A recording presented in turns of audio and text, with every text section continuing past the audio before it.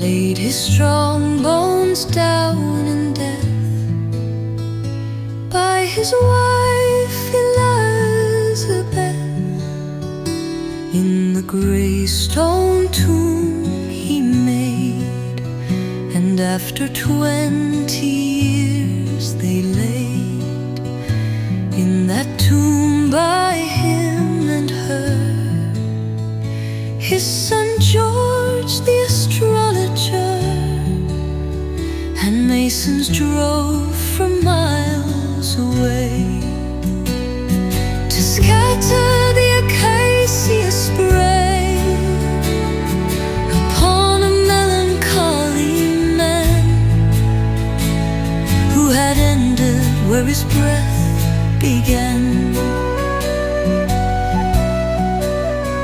Many a son and daughter lies far from the customary skies.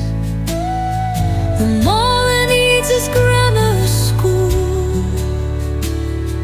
in London or in Liverpool, but where is laid the sailor John that so many lands had known?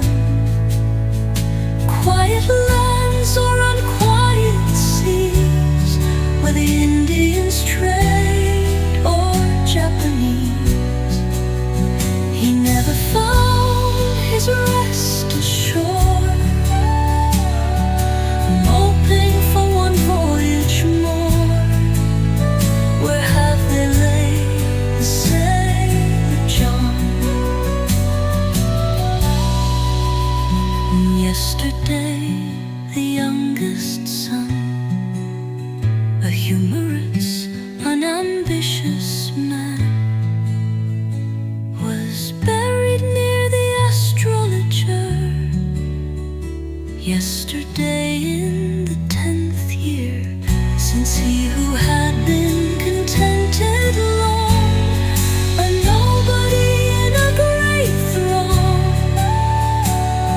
decided he would journey home, now that his 50th year had come. And Mr. Alfred be again upon the lips of common men, who carried in their memory his childhood and his family. Had all these deathbeds women heard, a visionary white sea bird, lamenting that a man should die. And with that cry I have raised my cry.